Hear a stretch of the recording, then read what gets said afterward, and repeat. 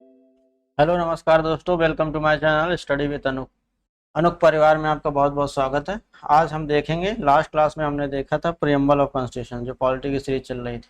ठीक है, तो आज सेकंड पार्ट देखेंगे, प्रियम्बल का जो सेकंड पार्ट है। तो फर्स्ट पार्ट हो गया, हमने कर लिया है, और ये टेलीग्राम हमारा लिंक भी, चैनल भी आपको मिल जाएगा, जिसमें पीपीटी आप ले सकते हैं। ठीक है, तो ये यहाँ से आप टेलीग्राम चैनल भी ज्वाइन कर सकते हैं। और आज हम लोग शुरू करते हैं फिर आज का लेक्चर।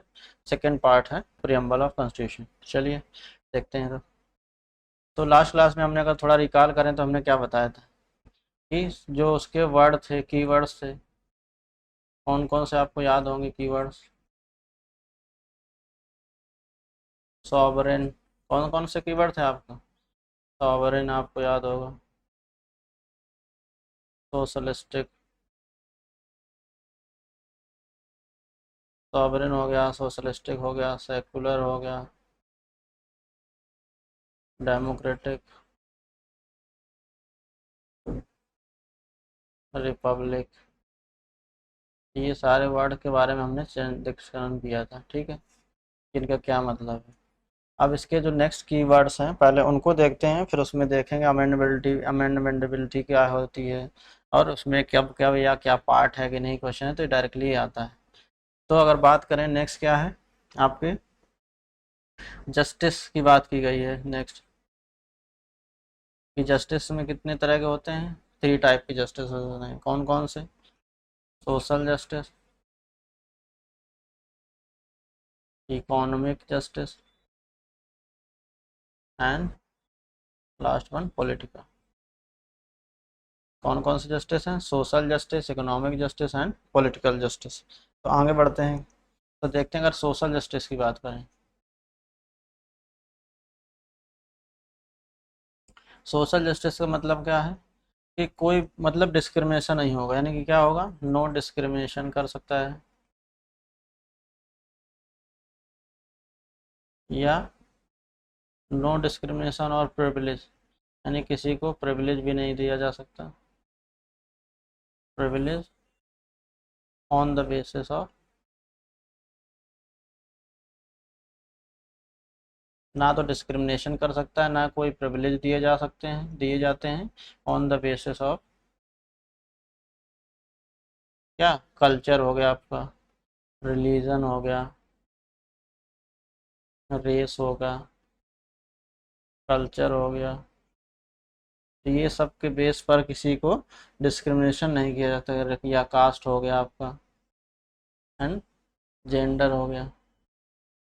ये जो पॉइंट्स हैं इनके बीच में, इनके बेसिस पर किसी का कोई भी डिस्क्रिमिनेशन समाज में नहीं कर सकता। तो इसको इंश्योर करने के लिए क्या किया जाता है, क्या कहा जाता है, सोशल जस्टिस। इसका मतलब क्या है सोशल जस्टिस, कि इन सबको डिस्क्रिमिनेशन को रोकना गवर्नमेंट का काम है। चलिए आगे देखते हैं, फिर इकोनॉमिक जस्टिस की बात करते हैं अगर।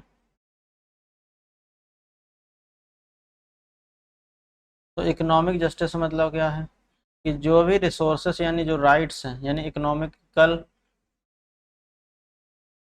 इकोनॉमिकली जो राइट्स हैं, इकोनॉमिकल राइट्स जो होंगे पब्लिक के, तो सबके क्या होंगे, राइट्स सेम होंगे। यानी कि जो राइट्स ऑन रिसोर्सेस क्या होगा, या कह सकते हो rights on resources,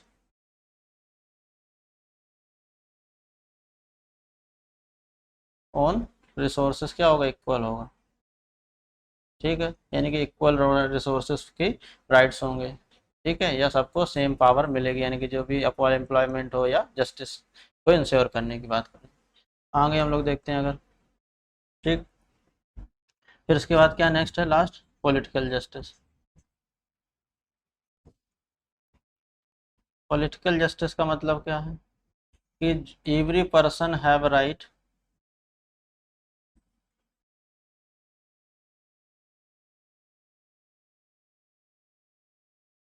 have right to elect,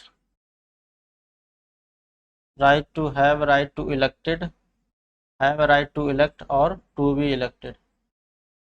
इसका मतलब क्या है, यानी कि वो खुद इलेक्ट भी कर सकता है किसी को भी, हर पर्सन, हर आदमी के पास अधिकार, यानी वोट के थ्रू, और टू बी इलेक्टेड यानी खुद भी इलेक्ट हो सकता है। ठीक, तो ये क्या है पॉलिटिकल राइट का, पॉलिटिकल जस्टिस का मतलब है क्या है कि हर आदमी वोट जैसे दे सकता है। एग्जाम्पल के तौर पे वोट लिया गया, यानी every person have a right to owned और ably has their own power कह सकता है, या कोई भी पोस्ट में जा सकता है, इलेक्टेड या फॉर टू बी इलेक्टेड या to elect for each post, यानी हर किसी पोस्ट के लिए वो अपने आप को भी इलेक्ट भी कर सकता है और दूसरे को भी इलेक्ट करा सकता है। तो इसका मतलब ये है, जैसे आप देखिए अगर अपने यहाँ पे कोई डिस्क्रिमिनेशन होता तो कहते ट्राइबल महिला जो हैं आप क्या कभी वो बन सकती, अगर ऐसा कुछ नियम होता कि नहीं बन सकती। तो सिर्फ क्या बात करते हैं कि हर आदमी जो ट्राइबल वुमेन्स जो अभी बन पाई, पहली वुमेन जो माननीय श्रीमती वो जो द्रौपदी मुर्मू जी बनी, तो ये क्या दिखाता है, ठीक है, ये दिखाता है हमारे यहाँ पे क्या है कि पॉलिटिकल जस्टिस है, यानी इलेक्शन जो आपका है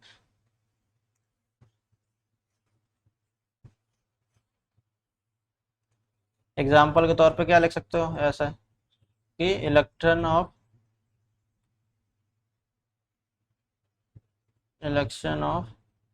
प्रेसिडेंट जो रिसेंट हुआ, एक तरह से एग्जाम्पल है किसका, पॉलिटिकल जस्टिस का।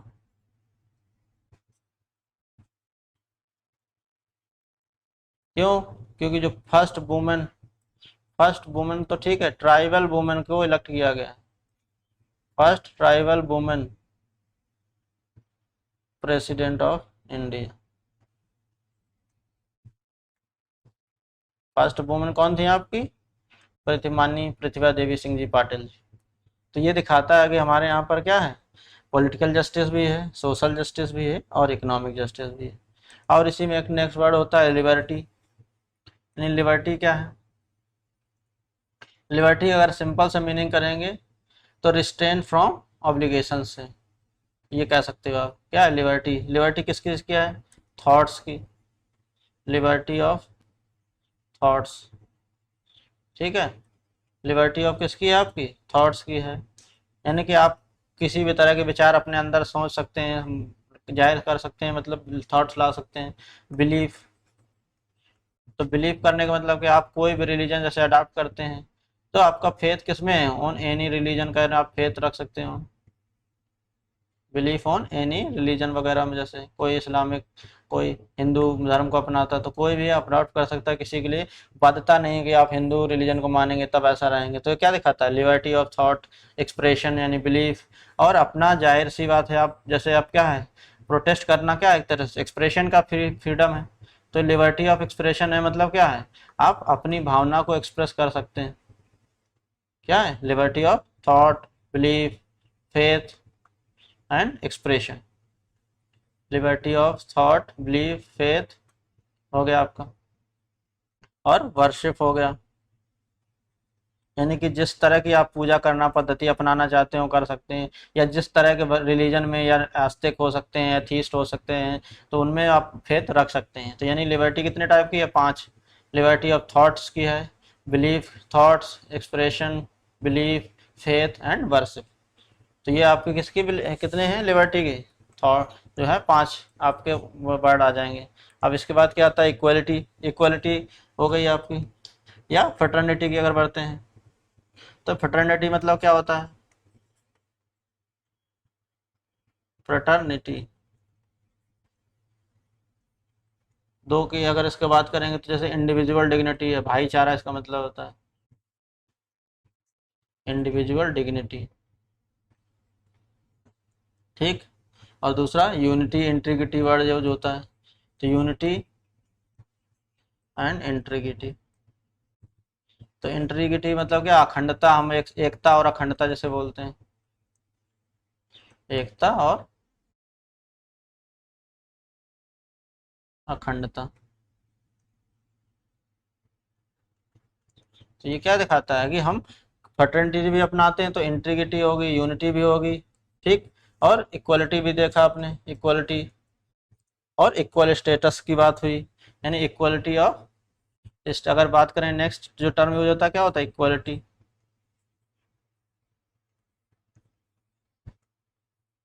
तो इक्वलिटी में क्या होता है, इक्वलिटी किसकी, equality of status, equal opportunity की बात करेंगे, इक्वलिटी ऑफ स्टेटस, अपॉर्चुनिटी, तो ये सब किसकी बात करते हैं, इक्वलिटी है।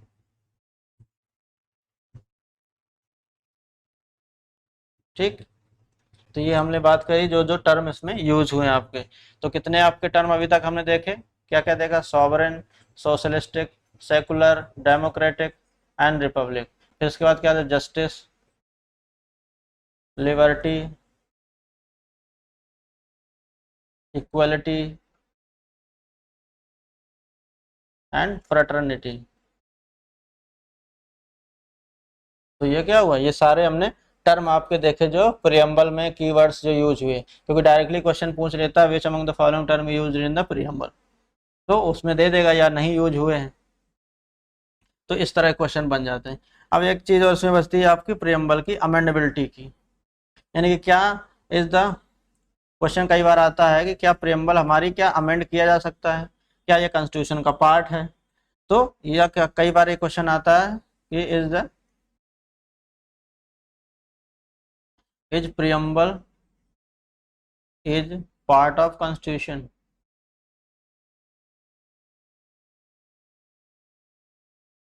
क्या प्रियम्बल जो है कॉन्स्टिट्यूशन का पार्ट है, ये क्वेश्चन बहुत बार पूछा जा चुका है। तो जैसे अगर स्टार्टिंग से देखेंगे, तो जो पहला केस आया था इन 1960 में, तो 1960 में एक केस आया था आपका बेरूबारी केस। क्या आया था, बेरूबारी केस। तो इसमें क्या कहा गया था, इसमें कहा गया था कि जो प्रियम्बल है is not part of, is not part of Indian constitution.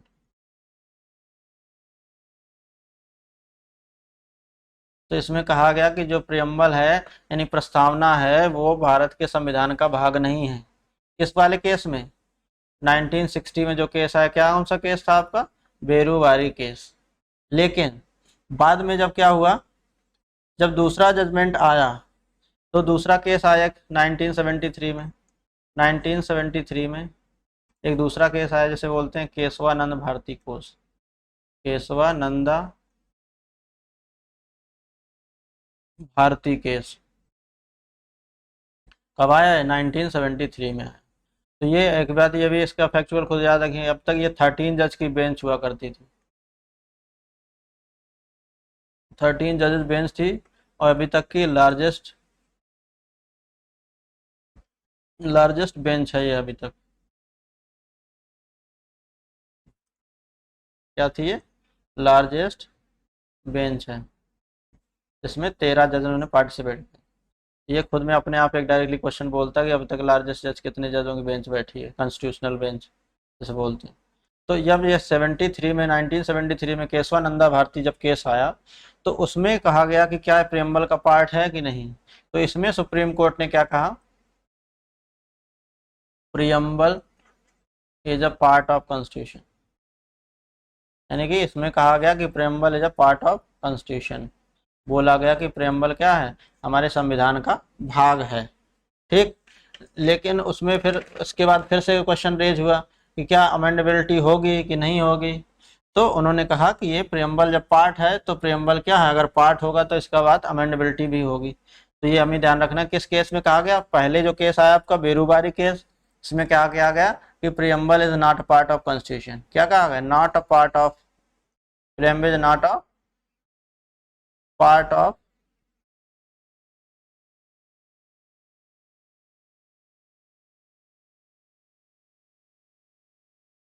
Not a part of Indian constitution, पहले इसमें बोला गया था। ठीक है, लेकिन जब बाद में जब कौन सा केस आया, केशवानंद भारती केस आया, केबी केस भी इसे शॉर्ट में बोलते हैं, तो इसमें बोला गया कि ये क्या है, लार्जेस्ट बेंच थी, इसका तो खुद का फैक्ट है।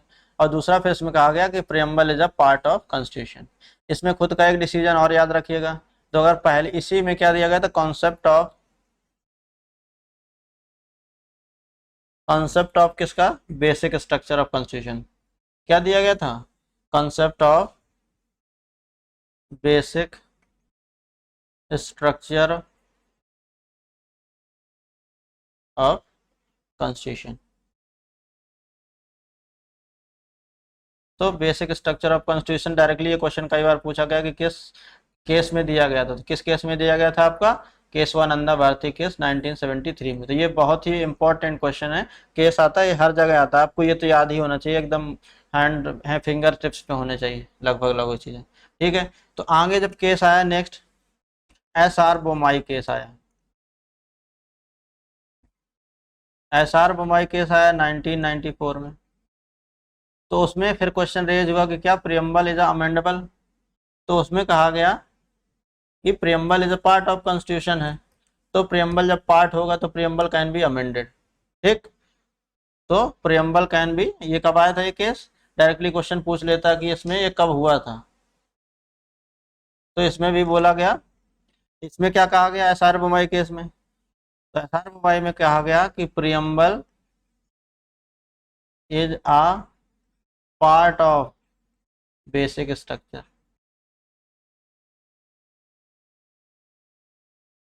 अब यहां देखिए, ध्यान दीजिएगा दोनों बातों पे, मतलब जब पहले केस आया था केशवानंदा भारती के, उसमें क्या कहा गया कि preamble is a part of constitution, तो प्रियम्बल क्या है, कॉन्स्टिट्यूशन का भाग है, ठीक है। फिर जब दूसरा केस आया SR बोमाई केस 1994 में, तो उसमें यह कहा गया कि प्रियम्बल भाग तो पहले ही बोल दिया गया था, लेकिन भाग के साथ साथ क्या है, ये पार्ट है किसका, बेसिक स्ट्रक्चर ऑफ कॉन्स्टिट्यूशन का भी पार्ट है, तो इसको भी चेंज नहीं किया जा सकता, यानी इसकी मूल भावना को चेंज नहीं किया सकता, ठीक है, बेसिक स्ट्रक्चर को। लेकिन बेसिक स्ट्रक्चर को अभी तक डिसाइड नहीं किया गया, मैंने डिफाइन नहीं किया कि किस चीज को क्या कहेंगे, तो ऐसे केस बाय केस जब आते जाते हैं तो उसमें ये डिसाइड किया जाता है कि क्या है आपका बेसिक स्ट्रक्चर क्या होगा, ठीक है। तो ऐसा अगर कहा जाता है कि is a preamble of part of basic structure, तो ये एकदम स्टेटमेंट क्या होगा आपका, करेक्ट होगा। तो इसीलिए जब अब दूसरा केस कभी क्वेश्चन पूछते हैं क्या प्रियम्बल कैन बी अमेंडेड, तो ये क्वेश्चन डायरेक्टली ऐसे पूछा जा सकता है, कई बार पूछा गया है, प्रियम्बल कैन बी अमेंडेड, तो डेफिनेटली तो अमेंड किया जा सकता है, अमेंडेड और नॉट अगर पूछा जाता है तो क्या किया जा सकता है, तो ये तो अमेंड किया जा सकता है ना, क्यों, क्योंकि ये पार्ट है, तो preamble is a part of constitution, ये रीजन होगा, preamble is a part of constitution है, तो जो कॉन्स्टिट्यूशन को अमेंड कर सकते हैं तो क्या कर सकते हैं, प्रियम्बल को भी अमेंड कर सकते हैं, ठीक। So preamble is part of constitution, so it can be amended, यानी इसको भी अमेंड किया जा सकता है, ठीक। चलिए आगे बढ़ते हैं, देखते हैं इसके बाद। फिर दूसरा क्वेश्चन आता है कि क्या प्रियम्बल इज जस्टिसिएबल है, पूछता क्या है, प्रियम्बल इज, जैसे पूछता कई चीजें होती हैं कि क्वेश्चन क्या आता है, जैसे preamble is enforceable and justiciable है, ये को स्टेटमेंट दिया है, तो ये स्टेटमेंट क्या है, preamble is enforceable and justiciable, तो ये स्टेटमेंट क्या है, ये आपका एक तरह से रॉन्ग हो जाएगा, अगर ट्रू फॉल्स में होगा तो क्या होगा, रॉन्ग है, अगर और पूछ के बोलता है तो इसका क्या रीजन होगा, क्यों रीजन है, क्योंकि इस पर कोई नो लीगल सैंक्शंस नहीं है, लीगल सैंक्शन नहीं है, यानी कि कोई इसके पीछे कोई कानून नहीं है, लॉ नहीं है कि अगर इनको इन्फोर्समेंट करना हो या वायलेशन हो तो क्या चीज़ें होंगी, तो इसलिए कोई इस पर सुप्रीम कोर्ट ने यानी कि किसी भी गाइडेंस में इसमें कोई लॉ नहीं है, तो इसलिए क्या करते हैं, ये प्रियम्बल क्या है, नॉट इनफोर्सेबल है, प्रियम्बल इज नॉट इनफोर्सिएबल है एंड नॉट जस्टिसिएबल,